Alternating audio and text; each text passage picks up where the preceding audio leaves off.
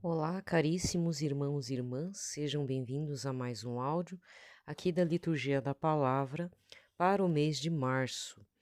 Neste período, nós vamos rezar as seguintes orações e intenções. Pela Rede Mundial de Oração do Papa, a intenção são pelas vítimas de abusos. Rezemos por quantos sofrem por causa do mal cometido por parte de membros da comunidade eclesial, para que encontrem na própria Igreja uma resposta concreta às suas dores e aos seus sofrimentos. O mês de março também nós estamos vivenciando a campanha da fraternidade em nossas comunidades paroquiais. Por isso, nós vamos iniciar fazendo o sinal da cruz, né? Em nome do Pai, do Filho e do Espírito Santo, e a seguir a oração da campanha da fraternidade, cujo tema deste ano é Fraternidade e Fome, a partir de Mateus 14, versículos 16. Dai-lhes vós mesmos de comer. Pai de bondade, ao ver a multidão faminta, vosso Filho encheu-se de compaixão, abençoou, repartiu os 5 pães e 2 peixes e nos ensinou: dai-lhes vós mesmos de comer. Confiantes na ação do Espírito Santo, vos pedimos, inspirai-nos o sonho de um mundo novo, de diálogo, justiça, igualdade e paz. Ajudai-nos a promover uma sociedade mais solidária, sem fome, pobreza, violência, guerra. Livrai-nos do pecado, da indiferença com a vida. Que Maria, nossa mãe, interceda por nós para acolhermos Jesus Cristo em cada pessoa, sobretudo nos abandonados, esquecidos e famintos. Amém. Rezemos também um Ave Regina Celerum para consagrar todo o povo brasileiro, o Brasil, a América Latina que sofre no Imaculado Coração de Nossa Senhora a partir desta oração dedicada à Quaresma e Semana Santa. Salve, Rainha dos Céus, salve, Senhora dos Anjos, salve, Raiz Fecunda, salve, Porta do Céu.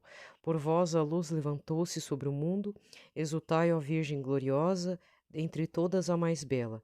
Salve, esplendor radioso, pedi por nós ao seu Senhor. Por nós ao Senhor. Aceitai o meu louvor, ó Virgem Santa.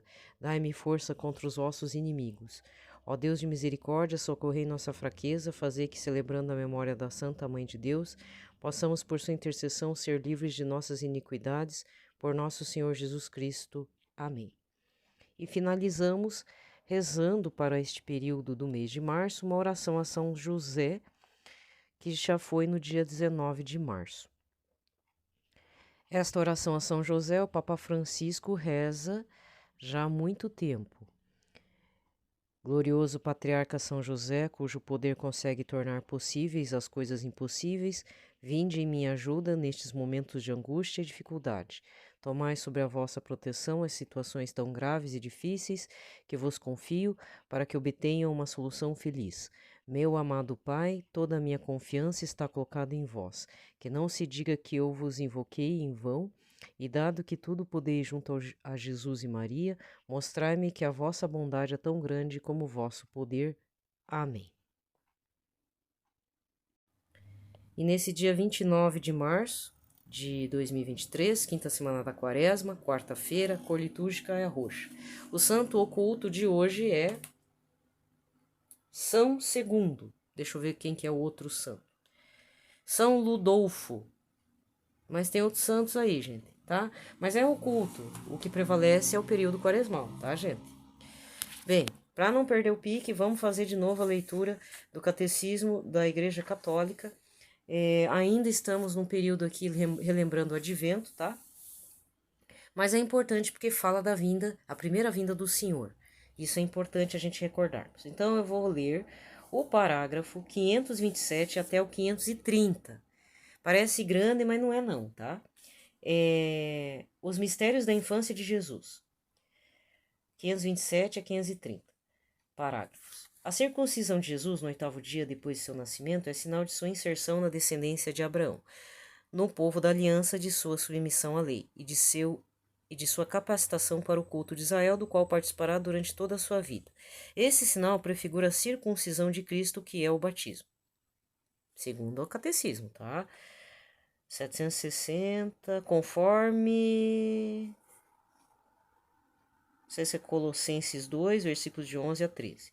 A Epifania é a manifestação de Jesus como Messias de Israel, Filho de Deus e o Salvador do mundo. Com o batismo de Jesus no Jordão e com as bodas de Caná, ela celebra a adoração de Jesus pelos magos vindo do Oriente. Nesses magos, representantes das religiões pagãs circunvizinhas, o Evangelho vê as primícias das nações que acolhem a boa nova da salvação pela encarnação de Cristo. Encarnação. A vinda dos magos a Jerusalém para adorar o rei dos judeus mostra que eles procuram em Israel a luz messiânica da estrela de Davi, aquele que será o rei das nações. Sua vinda significa que os pagãos só podem descobrir Jesus e adorá-lo como Filho de Deus e Salvador do mundo, voltando-se para os judeus e recebendo deles sua promessa messiânica, tal como está contida no Antigo Testamento. A Epifania manifesta que a plenitude dos pagãos entra na família dos patriarcas e adquire a dignidade israelítica. A apresentação de Jesus no templo mostra-o como primogênito pertencente ao Senhor. Com Simeão e Ana, é toda a espera de Israel que vem ao encontro de seu Salvador. A tradição bizantina designa com este termo tal acontecimento, e Jesus é reconhecido como o Messias tão esperado, luz das nações e glória de Israel, mas também sinal de contradição. A espada de dor, predita a Maria, anuncia esta nova oblação, perfeita e única, da cruz, que dará a salvação que Deus preparou diante de todos os povos. A fuga para o Egito e o massacre dos inocentes manifesta a oposição das trevas à luz. Ele veio para o que era seu, e os seus não o receberam. João 1, versículo 11. Toda a vida de Cristo estará sob o signo da perseguição. Os seus compartilham com ele esta perseguição. Sua volta do Egito lembra o Êxodo e apresenta Jesus como libertador definitivo. Muito bem, a partir de amanhã, apesar que não, peraí, gente, eu vou fazer o seguinte, eu vou avançar um pouquinho, eu vou ler o parágrafo 531, por uma questão prática aqui minha, porque se eu anotar aqui embaixo, eu não vou perceber que eu tenho que ler essa parte. Então, os mistérios da vida oculta de Jesus. Durante a maior parte de sua vida, Jesus compartilhou a condição da imensa maioria dos homens, uma vida cotidiana sem grandeza aparente, vida de trabalho manual, vida religiosa judaica submetida à lei de Deus. Vida na comunidade, e de todo este período é-nos revelado que Jesus era submisso a seus pais e que crescia em sabedoria, em estatura e em graça diante de Deus e diante dos homens, conforme Lucas 2, versículo 52.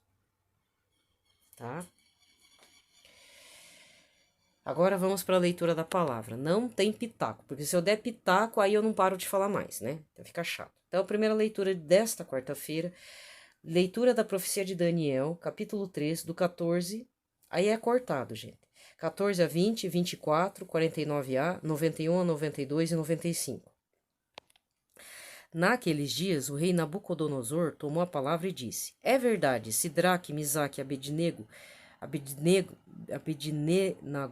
que não prestai culto a meus deuses e não adorais a estátua de ouro que mandei erguer, e agora, quando ouvires tocar trombeta, flauta, cítara, harpa, saltério e gaitas, e toda espécie de instrumentos, estáis prontos a prostrar-vos e adorar a estátua que mandei fazer? Mas se não fizerdes adoração, no mesmo instante sereis atirado na fornalha de fogo ardente, e qual é o Deus que poderá libertar-vos de minhas mãos?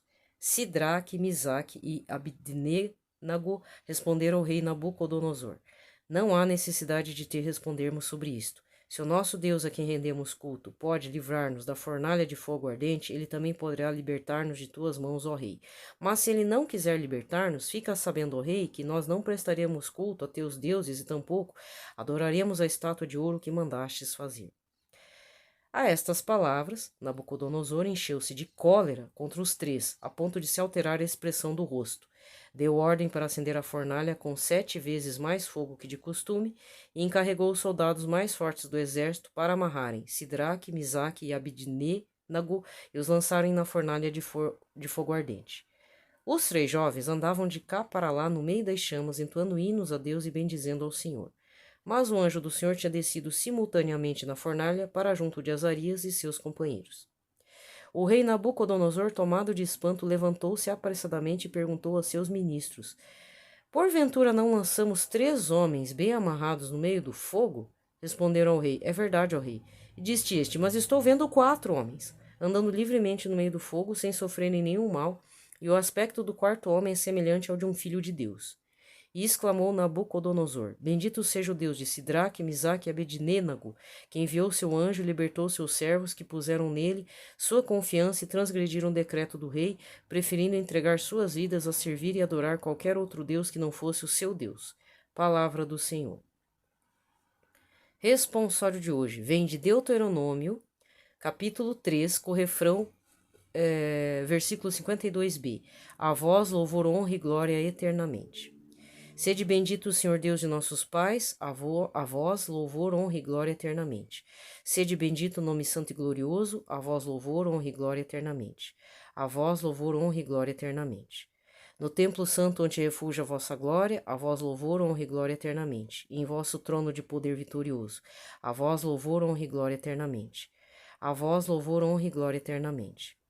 Sede bendito que sondais as profundezas, a vós louvor, honra e glória eternamente. E superior aos querubins vos assentais, a vós louvor, honra e glória eternamente. A vós louvor, honra e glória eternamente. Sede bendito no celeste firmamento, a vós louvor, honra e glória eternamente. A vós louvor, honra e glória eternamente. Evangelho de hoje, João 8, versículos 31 a 42. Naquele tempo, Jesus disse aos judeus que nele tinham acreditado: Se permanecerdes na minha palavra, sereis verdadeiramente meus discípulos e conhecereis a verdade, e a verdade vos libertará. Responderam eles: Somos descendentes de Abraão, nunca fomos escravos de ninguém. Como podes dizer, vós vos tornareis livres? Jesus respondeu: em verdade vos digo: todo aquele que comete pecado é escravo do pecado. O escravo não permanece para sempre numa família, mas o filho permanece nela para sempre. Se, pois, o filho vos libertar, sereis verdadeiramente livres. Bem sei que sois descendentes de Abraão, no entanto, procurais matar-me, porque a minha palavra não é acolhida por vós. Eu falo o que vi junto do Pai, e vós fazeis o que ouvistes do vosso pai. Eles responderam então: nosso pai é Abraão. Disse-lhe Jesus: Se sois filhos de Abraão, praticai as obras de Abraão. Mas agora vós procurais matar-me, a mim, que vos falei a verdade, que ouvi de Deus. Isto Abraão não fez. Vós fazeis as obras do vosso pai. Disseram-lhe então: Nós não nascemos de adultério, temos um só pai, Deus. Respondeu-lhes Jesus: Se Deus fosse o vosso pai, vós certamente me amarias, mas de Deus é que eu saí e vim. Não vim por mim mesmo, mas foi ele que me enviou. Palavra da salvação. Aqui termina a liturgia da palavra. Vamos recordar o evangelho do quinto domingo do período quaresmal. João 11, versículos de 3 a 45. Jesus ressuscita Lázaro, tira ele do sepulcro depois de 4 dias de morto. Eu só vou fazer um comentário a respeito desse evangelho. Esse evangelho é um pouco forte, mas eu queria que vocês prestassem atenção em uma situação no versículo 34. Jesus respondeu: em verdade eu vos digo. Quando ele fala em verdade eu vos digo, é uma verdade que a gente precisa estar atento, prestar atenção. Você anota ou você sublinha lá na tua palavra de Deus, na Bíblia. Mas as poucas vezes que Jesus fala, não são tão poucas, mas também não é muito que ele fala em verdade, e de novo ele repete, em verdade, é porque é uma verdade verdadeira, absoluta. É um princípio eterno mesmo. Então, como diria o Monsenhor Jonas Abib na Bíblia no meu dia a dia. Qual que é a verdade verdadeira, verdadeiríssima? Todo aquele que comete pecado é escravo do pecado. O grande pecador é aprisionado ao pecado, é escravo do desejo, muitos fatores envolvidos, mas é escravo desse pecado. Uma pessoa que bebe demais, uma pessoa que fornica demais, uma pessoa que vê pornografia demais, uma pessoa que não assume responsabilidades com a família. Qual outro pecado? Tem a luxúria, né? Preguiça, preguiçoso demais.